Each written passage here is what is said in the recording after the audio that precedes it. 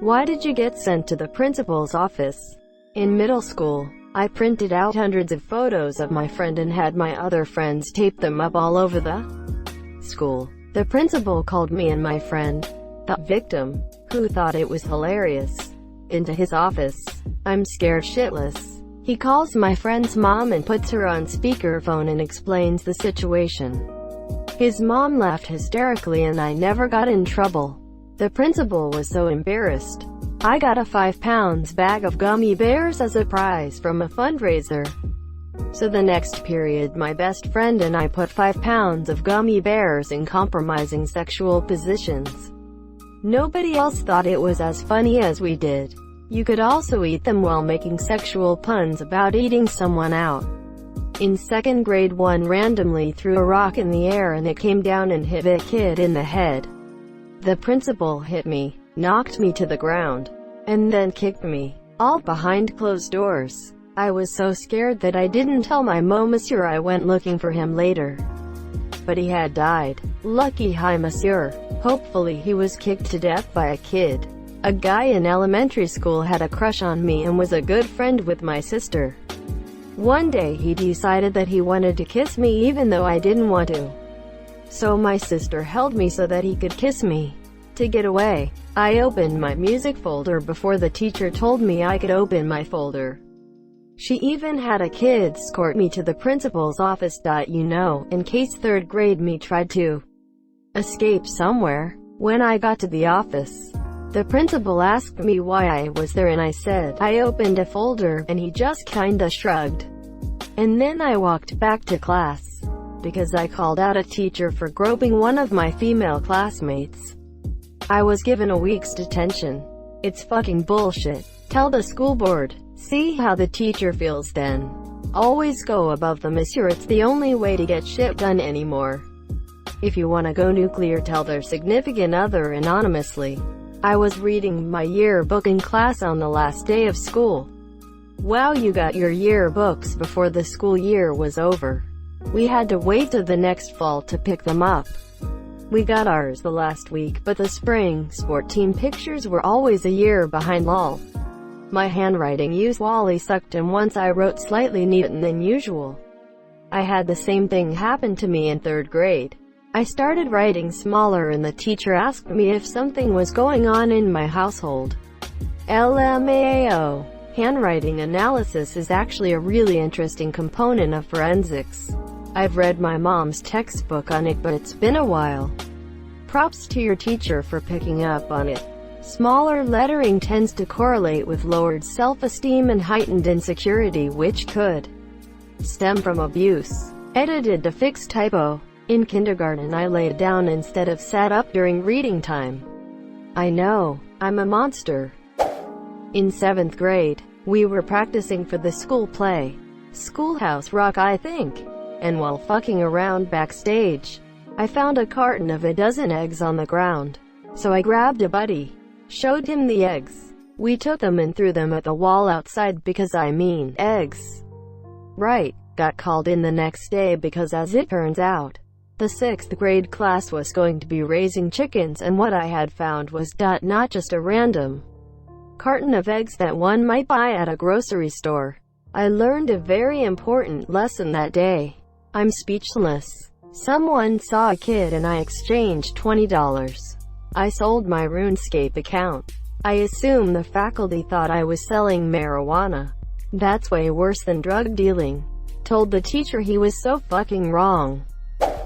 The first time in 7th grade, we had to write an essay for a history class about a significant event in WW2. So I wrote about the Great Betrayal. Britain surrendering Singapore allowed the Japanese to advance to become a threat to Australia. The teacher, an English woman, sent me to the deputy headmaster's office for being mischievous. The best part was she failed the essay. So the deputy reviewed it and gave me 96%. During 7th grade, one day during recess after lunch, the playground supervisor called me over. She told me I was to go immediately to the principal's office. I look at her in bewilderment. As the child of 2 high school teachers, I was a very well-behaved kid. I wasn't the type of kid who got into trouble at school, because inevitably everything I did at school always found its way back to my parents. I look at the playground supervisor who tries to convince me that everything will be okay and then walk towards the school, open the doors, walk down the hall, and towards the principal's office. My mind begins swarming, wondering just what the hell it is that I had done. I was a good kid. Why was I in trouble? Was I in trouble for leaving my empty milk carton on the lunch tray when I handed it to the lunch lady to clean? Was I in trouble for asking to be excused from class to use the bathroom cause I had to change my pad and I had to walk all the way to my locker to get a fresh one since the pad dispenser was broken, and I was gone for a good 15 minutes?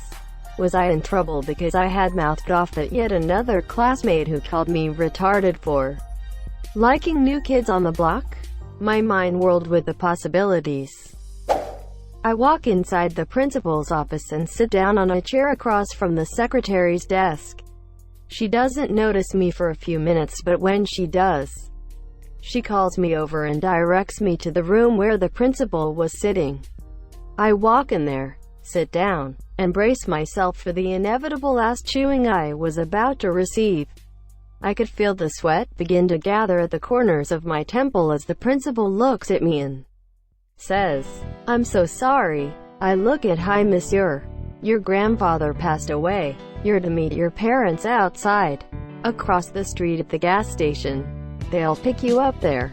It was raining that day. Me, being me, I did exactly as I was told.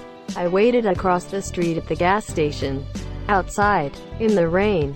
When my parents came to pick me up, my dad yelled at me for not having enough common sense to go inside the gas station and wait.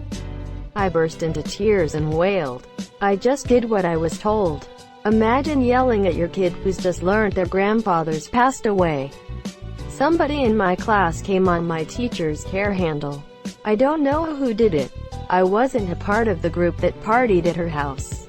She had fucked one of my friends and then dumped him. So I was sitting in science class talking about how much I hated her and would just throw her in a vat of acid. We were talking about acid that day, so someone told on us.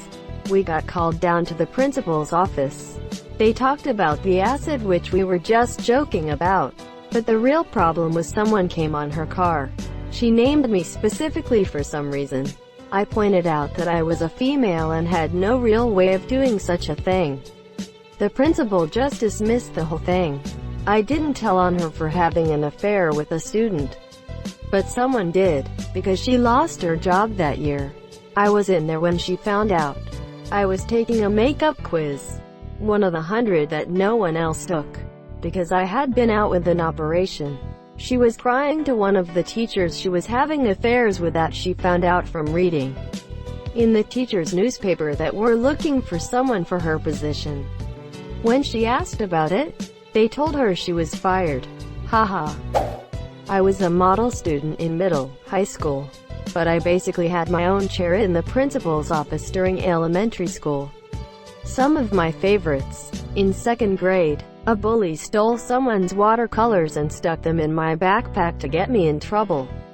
The teacher didn't like me at all. It was a race issue, and we would regularly fight throughout the school day. As she was screaming at me, I threatened to sue her. I had just recently learned what that word meant after watching too much Judge Judy. I was promptly sent to the principal's office. That teacher, fortunately, did not come back the next year. In 5th grade, one of my classmates said something mean about my special needs brother, and how I'd taken the short bus into school that day because I was late for my own bus. I stabbed him in the bicep with a pencil and got suspended for a day. In 5th grade art class, every student decorated a piece of fabric that we then tied together to create a piece of banner to hang in the hallway. One of my friends bet me that I was too short to touch the banner. I jumped up to prove her wrong and ended up pulling the banner down. Accidentally, my teacher viewed it as vandalism, called my parents, and sent me to the principal's office where I was given a 1-day suspension. Needless to say, I was thrilled to get out of that awful school where I was antagonized by several teachers. Was this in a southern state? Seems like something that would happen in the small towns around here. Glad you got out. This was in Minnesota. Had an orchestra teacher in 6th grade that taught to the lowest common denominator. So we basically spent 2 weeks playing whole notes on open strings. I had been taking lessons and playing viola since the 4th grade. By the end of the 2nd week, when we told to put our instruments down, I let out a huge and very obvious sigh, and off to the office I went. Me and my friend were walking home from school, and then an elderly woman walked by. My friend turned to me and said, "Watch this." So I watched him run towards the old lady and jump on top of her like a kangaroo. At that point I just turned and ran for my life because I wanted no part in this.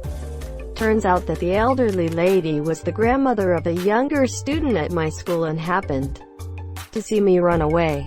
I got called to the principal's office and the principal asked about what happened. I told her the story, proved my innocence, and got away scratch-free. My friend got suspended for 5 days, and let's just say that we're not that close anymore. Don't worry, the grandmother was fine but a little shook up. It's cool that you didn't get in trouble for that. But if I was talking to younger you, would say to just try and approach the elderly woman and try to console her, instead of fleeing. Thank you so much for watching and have a good day.